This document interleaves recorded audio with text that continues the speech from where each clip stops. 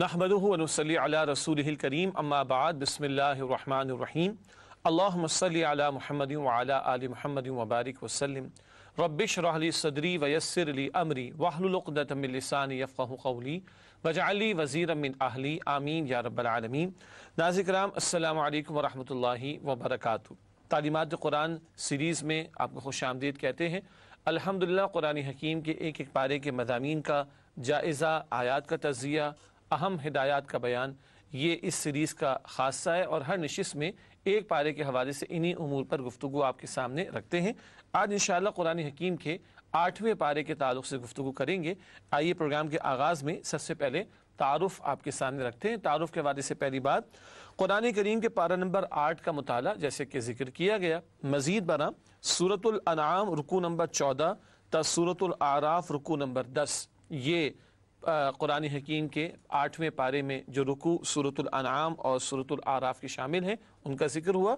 मज़ीद बना सूरतुल अनआम आयत 111 त सूरतुल आराफ आयत नंबर 87, ये आयात हैं जो 8वें पारे में शामिल हैं। इंशाअल्लाह इन्हीं पर आज के प्रोग्राम में गुफ्तगू करेंगे।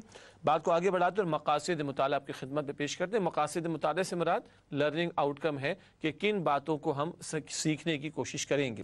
पहली बात, पारा नंबर 8 की आयात के मज़ामीन का जायज़ा। एक तो सूरत का ओवरव्यू आपके सामने हम रखते हैं और आयत ब आयत इंशाअल्लाह हर मरतबा की तरह आज भी मज़ामीन का तज़किया पेश किया जाएगा। मुंतखब आयात का मुताला, कुछ अमली हिदायत जो हमारी रोज़मर्रा की ज़िंदगी और फ़राइज़ और ज़िम्मेदारियों से मुताल्लिक़ होती हैं उनका इंतख़ाब किया जाता है।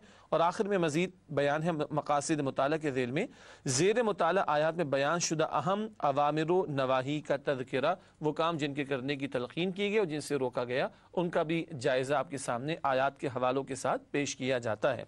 बात को आगे बढ़ाते हैं। 8वें पारे में सूरतुल अनआम अभी जारी है, उसके मज़ामीन का बुनियादी तौर पर तज़किया पहले भी पेश किया गया था, दोबारा आपके सामने रखते हैं। तज़कीर भी आला इल्ला, एक अहम मौजू है। अल्लाह की नेमतों और निशानियों के बयान के ज़रिए याद दहानी। दूसरा अहम मौजू बुनियादी ईमानियात। मक्की सूरत अनआम और मक्की सूरतों के बुनियादी मौज़ूआत तौहीद, रिसालत और आखिरत का बयान इस सूरत में भी है। और आखिरी अहम बात मज़ामीन के तज़किये के एतबार से है मुशरिकीन से दो टोक गुफ्तगू, यानी ये सूरतुल अनआम मक्की दौर के आखिर में नाजिल हुई है और इत्माम हुज्जत किया जा रहा है मुशरिकीन मक्का पर। उनके गलत अकायद का रद्द भी है, शिर्क की नफ़ी भी की गई और दलाइल के साथ उनके सामने तौहीद का सबक पेश किया गया है। नाज़रीन, इसके बाद चलते हैं सूरतुल अनआम की आयात के तज़किये की तरफ। वो आयात सूरतुल अनआम की जो 8वें पारे में शामिल है, आइए उनका तज़किया करते हैं। सबसे पहले सूरतुल अनआम आयत नंबर 111, काफिर मोजज़ा देखकर भी ईमान नहीं लाएंगे, सब कुछ ही अगर इनके सामने पेश कर दिया जाए जैसे कि तकादा करते हैं अल्लाह फरमा रहे, तब भी ईमान लाकर नहीं देंगे। मुराद हर धर्मी पर ये उतर आए हैं। इसके बाद अनआम आयत नंबर 112 तक 113, शयातीन खुशनुमा बातें धोखा देने के लिए सुझाते हैं, यानी शयातीन और उनके एजेंट्स अहले ईमान को तो कोशिश करते हैं, लेकिन यहाँ जिक्र है मुशरिकीन का कि उनको गलत बातें सुझा कर हक़ से दूर ही रखते और ये हक़ कबूल भी नहीं कर पाते। फिर आयात 114 से 115, सिर्फ माबूद बरहक ही ने आदिलाना अहकामात अता फरमाए और वो अल्लाह की ज़ात है, तो गैरों को छोड़कर एक अल्लाह ही की इबादत करो कि उसी ने आदिलाना तालीमात तुम्हारे लिए अता फरमाई। फिर आयात 116 से 117, अक्सरियत की पैरवी गुमराह कर देगी, वो अक्सरियत के जो अल्लाह से दूर हो और नफसानी ख्वाहिशात की पैरवी करने वाली हो, ऐसी अक्सरियत की बात अगर मानी जाएगी तो गुमराही हाथ आएगी। इस पर आगे चलकर मजीद बात करेंगे इंशाअल्लाह। फिर आयात 118 से 121, मयार हक शरीयत है, मौरूसी तसव्वुरात नहीं। बाप दादा ऐसा करते थे, बाप दादा वैसा करते थे, ये तसव्वुरात दुरुस्त नहीं है, बल्कि हक़ का मयार वो अल्लाह की अता करदा शरीयत है, उसके तकाज़ों पर अमल करने का हुक्म। इसके बाद आयत नंबर 122, गफलत की ज़िंदगी बसर करने वाला मुर्दा है, जिंदा वो है जो हक़ कबूल करे और उसके तकाज़ों पर अमल करे। फिर आयत नंबर 123 से 124, बस्ती के सरदार बस्ती के मुजरिम बन जाते हैं। ये बुराइयां ऊपर से नीचे की तरफ आया करती हैं और कौम के मुतरफीन खुशहाल तबक़ात अक्सर गुनाहों के अंदर मुब्तला होते हैं और फिर कौम भी उनके पीछे चल पड़ती है। फिर आयात 125 से 127, कौन हिदायत पर है और कौन गुमराही पर, हिदायत देने वाली ज़ात अल्लाह की और अल्लाह ही की हिदायत की पैरवी करने वाला ही हिदायत पर होगा। आयात 128 से 129, انسانوں کی اکثریت ناکام ہوگی، اکثریت اللہ کے عذاب میں مبتلا ہوگی۔ یہ بہت خطرناک بات ہے جو قرآن میں آتی ہے۔ اللہ تعالی ہم سب کو برے انجام سے محفوظ رکھے۔ پھر آیات 130 تا 135، اللہ کسی کو ناحق عذاب نہیں دے گا، جس کسی کو سزا ملے گی جو کوئی جہنم میں جا رہا ہوگا اپنے کرتوتوں کی وجہ سے۔ پھر آیات 136 تا 140، مشرک پنڈتوں کے من گھڑت فیصلے، جس بات کو چاہ حلال کر لیا، جس بات کو چاہ حرام کر لیا، جس جانور کے بارے میں طے کر دیا کہ اس کا گوشت حلال تو کہہ دیا حلال، تو لوگوں نے مان لیا، جس کو چاہ حرام کر دیا۔ یہ حلال و حرام کے اختیارات یہ معاذ اللہ ان کے پنڈتوں نے اپنے ہاتھ میں لے لیے تھے۔ پھر آیات 141 تا 144، پھلوں اور جانوروں میں اللہ کی قدرت کے شاہکار، اللہ کی معرفت کی نشانیاں ان جانوروں میں بھی ہیں اور ان پھلوں میں بھی ہیں، جن جانوروں کا گوشت اور دودھ استعمال کرتے ہو، جن پھلوں کو تم کھاتے ہو۔ آیات 145 تا 147، اللہ نے کن چیزوں کو حرام کیا ہے، وہ 4 باتیں ہیں، پہلے بھی ان کا ذکر آیا سورۃ المائدہ میں، یہاں بھی ہے، اور وہ ہے مردار اور بہتا ہوا خون اور سور اور ایسا ذبیحہ جس پر اللہ کے سوا کسی اور کا نام لیا جائے۔ آیات 148 سے 150، مشرکین کی خوشنما لیکن فریب کم دلیل، شیطان نے ان کو پٹی پڑھائی، لو مردار حرام ہے اور جس کو خود ذبح یہ کرتے ہیں وہ حلال ہے، اور جو مردار اس کو تو اللہ نے مارا وہ حرام ہے اور خود ذبح کرے وہ حلال ہے۔ یہ ایسی منطقیانہ باتیں سکھائی شیطان نے اور اہل ایمان کو صحیح بات سے ہٹانے کی مشرکین نے کوشش کی۔ آیات 151 تا 154، تورات کے احکامات عشرہ کی قرآنی تعبیر، بڑے اہم احکامات 10 کمانڈمنٹس جو تورات میں عطا کیے گئے ان کا تذکرہ اس مقام پر ہے، بعد میں اس پر بات بھی کریں گے انشاءاللہ۔ اس کے بعد سورۃ الانعام کی مزید جو آیات ہیں، آیات 155 تا 157، نزول قرآن مشرکین مکہ کے لیے اتمام حجت، یہ بار بار فرمائشی معجزے کا تقاضا اور مطالبہ کرتے، بتایا کہ اصل معجزہ قرآن حکیم ہے اور تم اس کے مثل کچھ پیش نہیں کر سکتے، اس کا مقابلہ نہیں کر سکتے، اسی کو مانو گے تو ہدایت ملے گی، اس کا انکار کرو گے تو عذاب کا شکار ہوگے۔ اس کے بعد آیت نمبر 158، اللہ کی نشانی دیکھنے کے بعد ایمان لانا اور عمل کرنا مفید نہیں، یا مراد ہے اللہ کا فیصلہ جب آ جائے تو پھر اس کے بعد ایمان لانا معتبر نہیں ہوتا۔ فیصلے سے مراد پھر فرد کی جو مہلت ہے وہ ختم، یا کسی قوم کے لیے اجتماعی عذاب کا فیصلہ اللہ کی طرف سے کر دیا جائے۔ اس کے بعد آیت نمبر 159، دین کے حصے بکھرے کرنے والوں سے اللہ کے رسول کا کوئی تعلق نہیں، اشارہ مشرکین کی طرف ہے۔ پھر آیت نمبر 160، نیکی کا اجر 10 گنا ملے گا، اللہ کی رحمت کا بیان، اور بندہ بدی کرے تو اتنی ہی سزا ہے۔ آیات 161 تا 163، صراط مستقیم کیا ہے، اللہ ہی کے ہو رہنا، اپنی اطاعت کو اسی کے لیے خالص کر کے اس کا مسلم بن جانا۔ اور آخر میں آیات 164 تا 165، رب حقیقی اللہ ہی ہے، اسی کی عبادت کرنی اور اسی کی طرف لوٹ کر جانا ہے۔ ناظرین کرام، سورۃ الانعام کی وہ آیات جو 8ویں پارے میں شامل ہیں ان کا تجزیہ آپ کے سامنے پیش کیا گیا۔ اب اس کے بعد چلتے ہیں سورۃ الانعام کی منتخب آیات کے مطالعے کی طرف، جو کہ آیات وارد ہوئی ہیں 8ویں پارے میں، چند آیات پیش خدمت ہیں۔ سب سے پہلے آیات 116 تا 117، مروجہ جمہوریت کی نفی، میجورٹی رولز جیسے آج کل کہا جاتا ہے، اکثریت کی بات مانی جائے گی، چاہے وہ مادر پدر آزاد ہی اکثریت کیوں نہ ہو، ایسی مروجہ جمہوریت کی نفی اس مقام پر بھی ہے۔ ارشاد ہوا وَإِن تُطِعْ أَكْثَرَ مَنْ فِي الْأَرْضِ يُضِلُّوكَ عَنْ سَبِيلِ اللَّهِ إِن يَتَّبِعُونَ إِلَّا الظَّنَّ وَإِنْ هُمْ إِلَّا يَخْرُصُونَ إِنَّ رَبَّكَ هُوَ أَعْلَمُ مَنْ يَضِلُّ عَنْ سَبِيلِهِ وَهُوَ أَعْلَمُ بِالْمُهْتَدِينَ۔ یہ آیات 116 تا 117 سورۃ الانعام کی ترجمہ کرتے ہیں۔ اور اکثر لوگ جو زمین پر آباد ہیں گمراہ ہیں، اگر تم ان کا کہا مان لو گے تو وہ تمہیں اللہ کے راستے سے گمراہ کر دیں گے، یہ محض خیال کے پیچھے چلتے اور محض قیاس آرائیاں کرتے ہیں، بے شک آپ کا رب ان لوگوں کو خوب جانتا ہے جو اس کے رستے سے بھٹکے ہوئے ہیں، اور ان سے بھی خوب واقف ہے جو رستے پر چل رہے ہیں۔ یہ وہ اکثریت ہے جو اپنے خیالات کی پیروی کرتی ہے، گمان کی پیروی کرتی ہے، قیاس آرائیاں کرتی ہے، علم وحی کے مطابق بات نہیں کرتی۔ ایسوں کی بات اگر مانی جائے گی تو گمراہی کے سوا کچھ ہاتھ نہیں آئے گا۔ آج جو مروجہ جمہوریت ہے وہ بھی یہی کہ اکثریت جو بات کہے اس کو مانو، چاہے اکثریت کہے شراب کو حلال کر دو معاذ اللہ، ہم جنس پرستی کو حلال کر دو معاذ اللہ، اور اللہ کے احکامات کی پامالی کرے، ایسی اکثریت کی یہ باتیں ماننا جو اللہ اور اس کے پیغمبر علیہ السلام کی بات کے خلاف ہو، یہ جائز نہیں ہے۔ اس کی نفی قرآن نے اس مقام پر بھی فرمائی ہے۔ اس کے بعد اگلی آیت جس کا انتخاب کیا گیا سورۃ الانعام کی آیت نمبر 122 ہے، زندہ اور مردہ کی مثال۔ یہ افراد کے تعلق سے بات ہو رہی ہے۔ ارشاد ہوا اومن کان میتا فاحییناہ وجعلنا له نورا یمشی به فی الناس کمن مثلہ فی الظلمات لیس بخارج منها کذالک زین للکافرین ما کانوا یعملون۔ ترجمہ، بھلا جو پہلے مردہ تھا پھر ہم نے اس کو زندہ کیا اور اس کے لیے روشنی کر دی جس کے ذریعے سے وہ لوگوں میں چلتا پھرتا ہے، کہیں اس شخص جیسا ہو سکتا ہے جو اندھیرے میں پڑا ہوا ہو اور اس سے نکل ہی نہ سکے۔ اسی طرح کافر جو عمل کر رہے ہیں وہ ان کے لیے مزین کر دیے گئے ہیں۔ ناظرین کرام، یہ ترجمہ ہے سورہ انعام کی آیت نمبر 122 کا۔ ایک شخص مردہ تھا، مراد اس کا دل مردہ تھا، اللہ نے ہدایت کی روشنی عطا فرما دی، قرآن کا نور عطا فرما دیا، اب وہ اس کے ساتھ لوگوں کے درمیان چلتا پھرتا ہے، ہدایت کو پھیلانے کی کوشش کر رہا ہے۔ کیا یہ اور وہ جو گمراہی میں اور اندھیروں میں پڑا ہوا ہو برابر ہو سکتے ہیں؟ قطعاً نہیں۔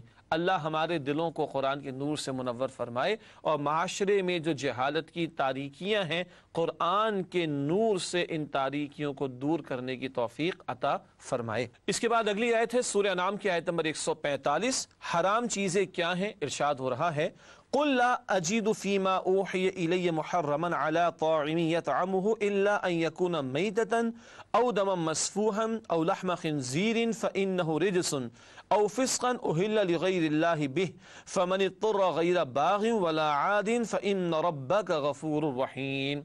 ترجمہ، کہہ دیجئے کہ جو احکام مجھ پر نازل ہوئے ہیں ان میں کوئی چیز جسے کھانے والا کھائے حرام نہیں پاتا سوائے اس کے کہ وہ مرا ہوا جانور یا بہتا خون یا سور کا گوشت کہ یہ سب ناپاک ہیں، یا کوئی گناہ کی چیز ہو کہ اس پر اللہ کے سوا کسی اور کا نام لیا گیا ہو اور کوئی مجبور ہو جائے لیکن نہ تو نافرمانی کرے اور نہ حد سے باہر نکل جائے تو بے شک آپ کا رب بخشنے والا مہربان ہے۔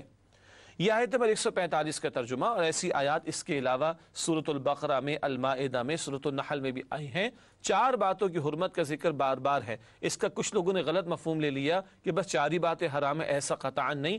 مشرکانہ ماحول میں 14 صدیوں پہلے یہ باتیں رائج تھیں کثرت سے تو قرآن نے ذکر کیا، اور اگر آپ غور فرمائیں آج کے دور میں بھی بعض چیزیں میں سے وہ ہیں کہ جن کا کثرت سے دنیا کے لوگ استعمال کر رہے ہیں تو آج بھی اس کی حرمت کا ذکر گویا کہ ہونا چاہیے، اور قرآن کی جب ہم تلاوت کریں گے تو ہو رہا ہوگا۔ مردار حرام ہے، چاہے جانور حلال تھا لیکن از خود مر گیا، ذبح نہ کر سکے وہ حرام۔ بہتا ہوا خون حلال، جانور ذبح کیا جو خون بہتا ہے اس کے وجود سے وہ حرام۔ سور کی ہر شے، گوشت ہی نہیں، کھال وغیرہ، ہڈیاں، ہر شے حرام۔ اور وہ ذبیحہ، وہ جانور کے ذبح تو کیا جا رہا ہے، حلال ہے، لیکن اللہ کے سوا کسی اور کا نام لیا جا رہا ہے، کسی اور کی طرف منسوب کیا جا رہا ہے۔ یہ 4 باتوں کی حرمت اس مقام پر بیان کی گئی۔ یہ اس تسلسل میں ہے کہ مشرکین نے حلال حرام کے فیصلے خود کرنا شروع کر دیے، بتایا گیا اللہ نے جو حرام کیا وہ یہ باتیں ہیں۔ اس کے بعد اگلی آیت، آیت نمبر 151 ہے، معاشرتی ہدایات کا بیان، اور وہ جو تورات کے 10 بڑے احکامات کا ابتداً ذکر ہوا تھا ان کا بیان اس مقام پر آیا ہے۔ معاشرتی ہدایات کے حوالے سے اس مقام پر بیان ہے سورہ انعام آیت نمبر 151۔ ارشاد ہوا قل تعالوا اتل ما حرم ربكم عليكم الا تشركوا به شيئا وبالوالدين احسانا ولا تقتلوا اولادكم من املاق نحن نرزقكم واياهم ولا تقربوا الفواحش ما ظهر منها وما بطن ولا تقتلوا النفس التي حرم الله الا بالحق ذلكم وصاكم به لعلكم تعقلون۔ یہ آیت نمبر 151 ہے۔ کئی باتیں پہلے ترجمہ کرتے ہیں پھر بات کرتے ہیں انشاءاللہ۔ ارشاد ہوا کہہ دیجئے کہ آؤ میں تمہیں وہ چیزیں پڑھ کر سناؤں جو تمہارے پروردگار نے تم پر حرام کر دی ہیں، کہ کسی چیز کو اللہ کا شریک نہ بنانا اور ماں باپ سے بدسلوکی نہ کرنا بلکہ اچھا سلوک کرتے رہنا، اور ناداری کے اندیشے سے اپنی اولاد کو قتل نہ کرنا، کیونکہ تم کو اور ان کو ہم ہی رزق دیتے ہیں، اور بے حیائی کے کام ظاہر ہوں یا پوشیدہ ان کے پاس نہ پھٹکنا، اور کسی جان والے کو جس کے قتل کو اللہ نے حرام قرار دیا ہے قتل نہ کرنا مگر جائز طور پر، یعنی جس کا شریعت حکم دے۔ ان باتوں کا وہ تمہیں ارشاد فرماتا ہے تاکہ تم سمجھو۔ ناظرین کرام، سورۃ الانعام کی منتخب آیات کے مطالعے کے بعد اب چلتے ہیں اوامر و نواہی کے بیان کی طرف، یعنی 8واں پارہ سورہ انعام کی وہ آیات جو 8ویں پارے میں داخل ہیں، ان میں آنے والے اوامر یعنی ڈوز کا بیان۔ چند باتیں ہیں۔ سب سے پہلی بات، ظاہری اور باطنی گناہ ترک کرنا آیت نمبر 120 میں ذکر آیا۔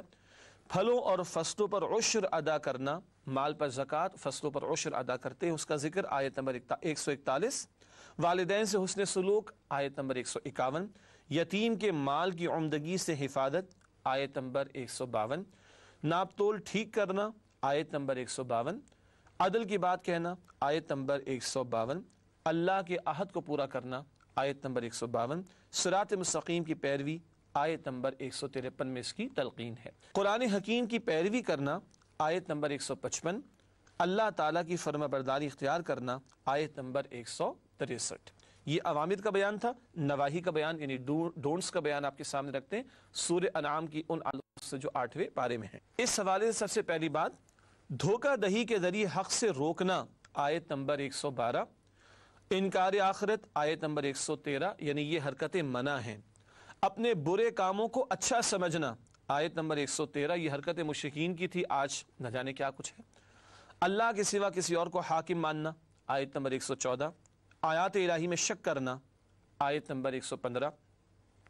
حق کے بارے میں لوگوں کی بات ماننا، آیت نمبر 116۔ اللہ کی نہیں مان رہے، مخلوق کی مان رہے۔ حلال کو حرام کر لینا، آیت نمبر 119، مشرکین کی یہ حرکتیں تھیں۔ ناجائز ذبیحے کا گوشت کھانا، آیت نمبر 121۔ دنیا کی زندگی میں کھو جانا، آیت نمبر 130۔ ہم بھی جائزہ لے لیں۔ اس کے بعد اگلی بات، ظلم کی روش پر کاربند رہنا، آیت نمبر 135۔ غیر اللہ کے لیے مال کا حصہ مقرر کرنا، آیت نمبر 136۔ مشرکین جھوٹے معبودوں کے لیے مقرر کرتے تھے۔ جان بوجھ کر ذبیحے پر اللہ کا نام نہ لینا، آیت نمبر 138، یہ بھی مشرکین کی ایک حرکت تھی۔ حلال اور حرام کے خود ساختہ فیصلے، آیت نمبر 139۔ اور آج تو سیکولرزم کے نام پر، سو کالڈ ڈیموکریسی کے نام پر اللہ کی شریعت کو ہی پامال کیا جا رہا ہے، معاذ اللہ۔ قتل اولاد، اس سے روکا گیا، آیت نمبر 140۔ اسراف، ضرورت سے زیادہ خرچ کرنا، آیت نمبر 141 میں روکا گیا۔ شیطان کے نقش قدم کی پیروی کرنا، آیت نمبر 142، روکا گیا اس سے۔ اللہ پر جھوٹ باندھنا، آیت نمبر 144۔ مردار، خون، سور اور ناجائز ذبیحہ استعمال کرنا، آیت نمبر 145۔ گناہوں کو اللہ کی مشیت قرار دینا، آیت نمبر 148۔ مشرک کہتے اللہ نہ چاہتا تو ہم شرک نہ کرتے، کوئی اللہ کی طرف منسوب کر رہے، استغفر اللہ۔ جھوٹ اور منکرین آخرت لوگوں کی پیروی، آیت نمبر 150۔ شرک، آیت نمبر 151۔ مفلسی کے ڈر سے اولاد کا قتل، آیت نمبر 151۔ فواحش کے قریب جانا، آیت نمبر 151، چاہے کھلی ہوں بے حیائی کی باتیں یا پوشیدہ بات کر چکے۔ قتل ناحق، آیت نمبر 151، اس میں روکا گیا۔ لوگوں کو اللہ کی آیات سے روکنا، آیت نمبر 157۔ دین میں تفرقہ کرنا، آیت نمبر 159۔ آج ہمارے معاشرے کی حالتیں کیا ہیں اندازہ کیا جا سکتا ہے۔ اللہ کے سوا کسی اور کو رب بنانا، آیت نمبر 164، اس سے منع کیا گیا۔ ناظرین کرام، اوامر و نواہی کا بیان بھی مکمل ہوا۔ ایک وقفہ لیتے ہیں اور اس کے بعد سورۃ الاعراف کے مضامین کا تجزیہ اور جائزہ آپ کے سامنے رکھیں گے۔ السلام علیکم ورحمۃ اللہ وبرکاتہ۔ السلام علیکم ورحمۃ اللہ وبرکاتہ۔ ناظرین کرام، پروگرام تعلیمات قرآن میں آپ کو خوش آمدید کہتے ہیں، اور وقفے سے پہلے سورۃ الانعام کے تعلق سے گفتگو مکمل ہوئی۔ سورۃ الاعراف کا آغاز کرنے سے قبل ہمیشہ کی طرح ربط سورت پہلے آپ کے سامنے رکھیں گے۔ ایک سورت کی تکمیل اور دوسری سورت کا آغاز ہے۔ ربط سورت کے حوالے سے نوٹ فرمائیے گا، سورۃ الانعام اور سورۃ الاعراف کے مضامین میں خاصی مطابقت ہے۔ مکی صورتیں ہیں دونوں، اور مکی دور کے آخر میں نازل ہوئیں۔ مشرکین کے تعلق سے دو ٹوک باتیں آ رہی ہیں، یہ بنیادی طور پر یکساں موضوعات دونوں صورتوں کے ہیں۔ آگے مزید لکھا ہے ہم نے، سورۃ الانعام میں تذکیر بآلاء اللہ پر زور ہے، جبکہ سورۃ الاعراف میں تذکیر بایام اللہ پر۔ تذکیر بآلاء اللہ، اللہ کی نعمتوں کے بیان کے ذریعے یاد دہانی، اور اب سورۃ الاعراف میں تذکیر بایام اللہ، بڑے بڑے ایام جن میں اللہ نے بڑے بڑے فیصلے فرمائے، ان کا تذکرہ کر کے یاد دہانی کرائی جا رہی ہے، نصیحت کی جا رہی ہے۔ اس کو تذکیر بایام اللہ کہتے ہیں۔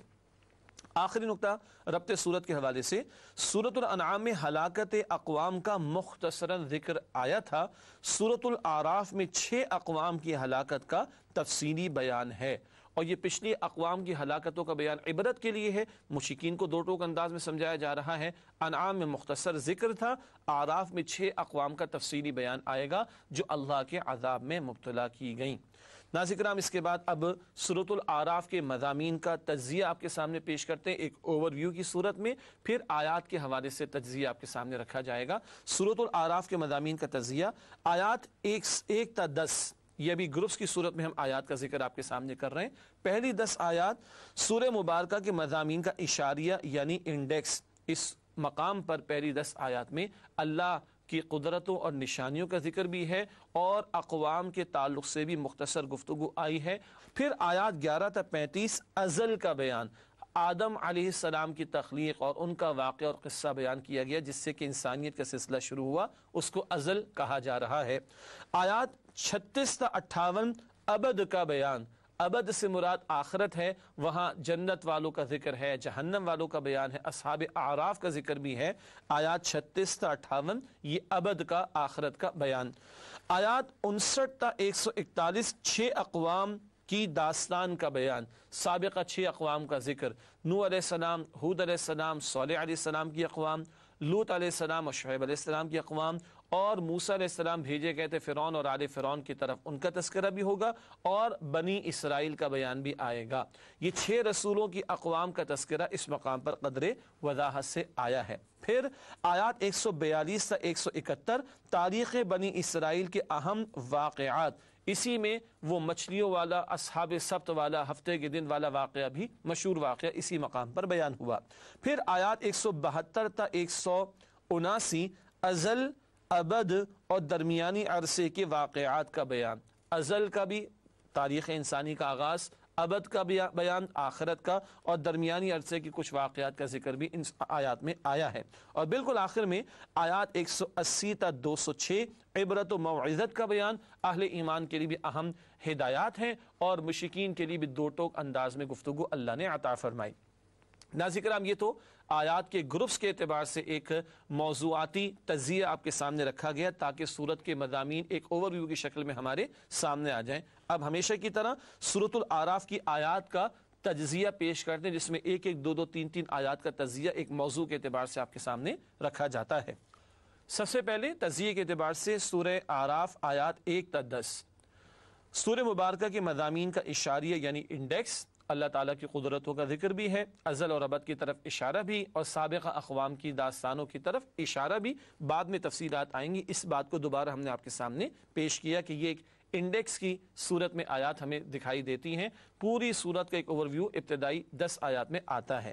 آیات 11 تا 25 قصہ آدم و ابلیس، آدم علیہ السلام کا واقعہ اس مقام پر آیا ہے، اور کم از کم بلکہ 7 ہی مرتبہ پورے قرآن حکیم اس واقعے کو بیان کیا گیا، اور ہر مرتبہ کوئی نہ کوئی نئی بات ہمارے سامنے آتی ہے۔ کچھ باتوں کا ذکر بعد میں کریں گے انشاءاللہ۔ پھر آیات 26 تا 28 لباس میں تقوی اختیار کرو، تقوی خوف خدا کو کہتے ہیں۔ ظاہر کا لباس تو آدمی صاف ستھرا رکھتا ہے، باطن کو بھی صاف ستھرا رکھنا ہے، اس پر بعد میں بات بھی ہوگی انشاءاللہ۔ آیات 29 تا 30 اللہ عدل کا حکم دیتا ہے، اور اللہ ہی کی تعلیم سے عدل میسر آ سکتا ہے۔ پھر آیات 31 تا 32 حلال اشیاء کو حرام سمجھ لینا زہد نہیں، یعنی یہ کوئی تقوی یا دینداری نہیں ہے کہ حلال چیزوں کو بھی آدمی چھوڑ دے، اصل بات ہے کہ اللہ سبحانہ و تعالیٰ کے احکامات پر عمل کیا جائے۔ پھر آیت نمبر 33 بے حیائی حرام ہے، خواہ ظاہر ہو یا پوشیدہ، یہ بات سورۃ الانعام کے آخر میں بھی آئی تھی۔ آیت نمبر 34 ہر قوم پر زوال آئے گا، بہرحال ہر ایک کو فنا بھی ہونا ہے سوائے اللہ کی ذات کی۔ آیات 35 سے 36 وحی کی پیروی ہی میں بھلائی ہے۔ آیات 37 تا 39 دنیا و آخرت کا برا انجام، یعنی برے لوگ جنہوں نے وحی کو فراموش کیا، دنیا میں بھی برا انجام اور آخرت میں ان کا برا انجام ہوگا۔ آیات 40 تا 41 اللہ کی آیات کو جھٹلانے والے کبھی جنت میں داخل نہ ہوں گے، اللہ اس برے انجام سے ہماری حفاظت فرمائے۔ آیات 42 تا 43 اہل جنت کی عزت افزائی کا ذکر کہ اللہ کہے گا تمہیں ہم نے وارث بنا دیا جنت کا، ہمیشہ تم اس میں رہو گے۔ آیات 44 تا 45 اہل جنت کی اہل جہنم سے گفتگو، جنت والے پوچھیں گے کیوں تم جہنم میں چلے گئے، وجوہات بتائیں گے۔ پھر آیات 46 تا 49 اصحاب اعراف کا تذکرہ، یہ نہ جنت میں ہیں نہ جہنم میں، درمیان میں کسی بلند جگہ پر ہیں، اور یہ دونوں طرف دیکھ رہے ہوں گے، تفاسیر میں تفصیل آتی ہے۔ آیات 50 تا 53 اہل جہنم کی اہل جنت سے گفتگو، اور اہل جہنم کہہ رہے ہوں گے تھوڑا پانی تو دے دو، کچھ تو ہماری مصیبت کم ہو جائے، کہہ دیا جائے گا کچھ نہیں ہے، اب جہنم میں پڑے سڑتے رہو۔ اللہ ہم سب کو جہنم کے عذاب سے محفوظ رکھے۔ آیت نمبر 54 حقیقی رب صرف اور صرف اللہ ہے، جب رب وہ ہے حقیقی تو معبود بھی وہی ہے، عبادت بھی اسی کی جائے۔ آیات 55 تا 56 دعا کے آداب، اس کا ذکر بعد میں بھی کریں گے انشاءاللہ۔ پھر آیات 57 تا 58 بارش میں ہدایت کا سامان، یہ بارش بھی اللہ کی قدرت کا بہت بڑا نمونہ ہے اور شاہکار۔ آیات 59 تا 64 قوم نوح کی داستان، یہ مشرک قوم تھی، عذاب میں مبتلا کی گئی۔ پھر آیات 65 تا 72 قوم عاد کی داستان، ہود علیہ السلام کی قوم عاد، یہ بھی شرک میں مبتلا تھی، عذاب میں مبتلا کی گئی۔ آیات 73 تا 79 قوم ثمود کی داستان، صالح علیہ السلام کی قوم، یہ قوم بھی مشرک تھی، اس کو بھی عذاب دیا گیا۔ پھر آیات 80 تا 84 قوم لوط کی داستان، لوط علیہ السلام کی قوم شرک میں بھی مبتلا تھی اور ہم جنس پرستی کے گندے عمل میں بھی مبتلا تھی، یہ قوم بھی عذاب میں مبتلا کی گئی۔ اور 8ویں پارے کے آخر میں آیات 85 تا 93 قوم شعیب کی داستان، شعیب علیہ السلام کی قوم شرک میں بھی مبتلا تھی اور ناپ تول کی کمی کے جرم میں بھی مبتلا تھی، اس قوم پر بھی پھر اللہ کا عذاب آیا تھا۔ ناظرین کرام الحمدللہ سورۃ الاعراف کی وہ آیات جو 8ویں پارے میں آئی ہیں ان کا تجزیہ آپ کے سامنے رکھا گیا۔ اب حسب معمول آگے بڑھتے ہیں اور سورۃ الاعراف کی منتخب آیات کا مطالعہ آپ کے سامنے پیش کرتے ہیں۔ سب سے پہلے آیت نمبر 6 کا ہم نے انتخاب کیا ہے، ہر ایک کو جواب دینا ہے۔ ارشاد ہوا فَلَنَسْأَلَنَّ الَّذِينَ أُرْسِلَ إِلَيْهِمْ وَلَنَسْأَلَنَّ الْمُرْسَلِينَ۔ ترجمہ، تو جن لوگوں کی طرف پیغمبر بھیجے گئے ہم ان سے بھی سوال کریں گے اور پیغمبروں سے بھی پوچھیں گے۔ پیغمبروں سے بھی پوچھا جائے گا پہنچایا کہ نہیں۔ حجۃ الوداع کا موقع ذہن میں رکھیے، اللہ کے پیغمبر علیہ السلام نے پہنچایا، صحابہ سے گواہی لی، اللہم اشہد عرض کر کے عرض کیا اللہ آپ بھی گواہ رہیے میں نے پہنچا دیا۔ وہ تو گواہی دے گئے، لے گئے اور اللہ کو گواہ بنا گئے۔ ہمارے پاس قرآن موجود ہے، ہمارے پاس اللہ کا دین موجود ہے، ہم سے بھی پوچھا جائے گا کیا تم نے کیا؟ سوچئے، ہم تیار ہیں اس سوال کے لیے۔ اگلی آیات ہیں سورہ اعراف آیات 8 اور 9، اعمال کا حساب برحق ہے۔ ارشاد ہوا والوزن یومئذ الحق فمن ثقلت موازینہ فاولئک هم المفلحون ومن خفت موازینہ فاولئک الذین خسروا انفسهم بما كانوا بآیاتنا یظلمون۔ ترجمہ، اور اس روز اعمال کا وزن کیا جانا برحق ہے، تو جن لوگوں کے اعمال کے وزن بھاری ہوں گے وہ تو نجات پانے والے ہیں، اور جن کے وزن ہلکے ہوں گے تو یہی لوگ ہیں جنہوں نے اپنے آپ کو خسارے میں ڈالا اس لیے کہ ہماری آیتوں کے بارے میں بے انصافی کرتے تھے۔ اعمال نیک اگر زیادہ اور بھاری ہیں انشاءاللہ کامیابی ہے، اور اگر کم ہیں اور بدی اور گناہ کا بوجھ زیادہ ہے تو ناکامی ہے۔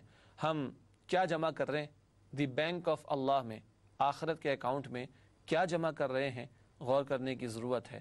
اعمال کا وزن ہوگا، آج ہم بالنگ کی سپیڈ بھی ناپ لیتے ہیں، بدن کا ٹیمپریچر بھی ناپ لیتے ہیں، ہوا کا پریشر بھی ناپ لیتے ہیں، اعمال تو پیش ہوں گے، اللہ نیتیں بھی کھول کر رکھ دے گا۔ اللہ ہم سب کے حساب کو آسان فرمائے۔ اس کے بعد اگلی آیت ناظرین کرام سورۃ الاعراف آیت نمبر 23، عاجزانہ دعا، آدم اور حوا علیہ السلام کی مشہور دعا۔ قال ربنا ظلمنا انفسنا وان لم تغفر لنا وترحمنا لنكونن من الخاسرین۔ ترجمہ، آدم و حوا دونوں عرض کرنے لگے کہ پروردگار ہم نے اپنی جانوں پر ظلم کیا، اور اگر تو ہمیں نہیں بخشے گا اور ہم پر رحم نہیں کرے گا تو ہم خسارہ پانے والے ہو جائیں گے۔ مشہور دعا ہے۔ آدمیت کیا ہے؟ خطا ہو جائے اعتراف کر لو، جھک جاؤ، اللہ معاف فرما دیتا ہے۔ جھکنا اللہ کو اتنا پسند کہ یہ الفاظ بھی اللہ نے سکھائے ہیں، سورہ البقرہ میں اس کی طرف اشارہ ہے۔ اور شیطنت کیا ہے؟ گناہ کر کے اڑ جانا، جسٹیفیکیشن دینا، تو اللہ تعالیٰ نے راندہ درگاہ کیا، اپنی رحمت سے ہمیشہ کے لیے دور کر دیا۔ یہ دعا ہمیں ہمارے معمولات میں شامل بھی کرنی چاہیے، اور جھکنے اور معافی مانگنے اور توبہ کرنے کی روش اختیار کرنی چاہیے۔ اگلی آیت، آیت نمبر 26 کا ہم نے انتخاب کیا ہے، لباس کی اہمیت۔ ارشاد ہوا یا بنی آدم قد انزلنا علیکم لباسا یواری سوآتکم وریشا ولباس التقوی ذالک خیر ذالک من آیات اللہ لعلہم یذکرون۔ ترجمہ، اے بنی آدم ہم نے تم پر لباس اتارا کہ تمہارا ستر ڈھانکیں اور تمہارے بدن کو زینت دیں، اور جو پرہیزگاری کا لباس ہے وہ سب سے اچھا ہے۔ یہ اللہ کی نشانیاں ہیں تاکہ لوگ نصیحت پکڑیں۔ دو لباس بیان ہوئے، ایک ظاہر کا ایک باطن کا۔ ظاہر کا بھی ضروری ہے، اور جسم کو ڈھانپنا یہ فطرت انسانی میں شامل ہے۔ آدم علیہ السلام کے قصہ میں یہ بات بار بار قرآن حکیم میں ذکر کی گئی۔ یہاں یہ بھی بتایا یہ تمہارے جسم کو ڈھانپنے کا اور زینت کا ذریعہ بھی ہے۔ لباس انسان کا زیور ہے، صرف عورت نہیں، مرد کا بھی زیور ہے۔ انسانوں اور جانوروں میں تمیز، بہت بنیادی تمیز لباس سے ہی ہوتی ہے۔ باقی جو لوگ کہتے ہیں کہ ایڈوانسمنٹ کا دور ہے اس لیے لباس کم ہے، تو بھائی پھر جانور زیادہ ایڈوانسڈ ہیں کہ وہ لباس کچھ بھی نہیں پہنتے، یہ بے وقوفی کی بات ہے۔ اللہ فرماتے ہیں ہم نے اتارا، نازل کیا، بڑے اہتمام سے اللہ نے لباس کی توجہ دلائی ہے۔ مزید فرمایا کہ تقوی کا لباس، باطن کا بھی پاک ہونا ضروری ہے۔ باطن پہ دھبے لگ جائیں تو باطن خراب، اور باطن خراب تو ظاہر بھی برباد ہو سکتا ہے۔ ظاہر و باطن کے لباس کی توجہ دلا کر فرمایا کہ یہ اللہ کی نشانیوں میں سے ہے۔ آخر میں حدیث مبارک پیش خدمت ہے، فرمان نبوی صلی اللہ علیہ وآلہ وسلم، بے شک اللہ تعالیٰ اس کتاب یعنی قرآن کو تھامنے کی بدولت بہت سی قوموں کو عروج عطا فرمائے گا، اور اسے چھوڑنے کی وجہ سے بہت سی قوموں کو ذلیل و رسوا فرمائے گا۔ مسلم شریف کی روایت ہے، امت کا عروج و زوال قرآن سے وابستہ ہے۔ اللہ تعالی ہمیں قرآن حکیم سے ہمارے تعلق کو مزید مضبوط کرنے کی توفیق عطا فرمائے۔ آپ ہماری ویب سائٹ وزٹ کرتے رہا کیجیے e.quranacademy.com۔ اسی کے ساتھ آپ سے اجازت چاہیں گے اور اگلے پروگرام میں پھر آپ سے ملاقات ہوتی ہے۔ وآخر دعوانا ان الحمد للہ رب العالمین، والسلام علیکم ورحمۃ اللہ وبرکاتہ۔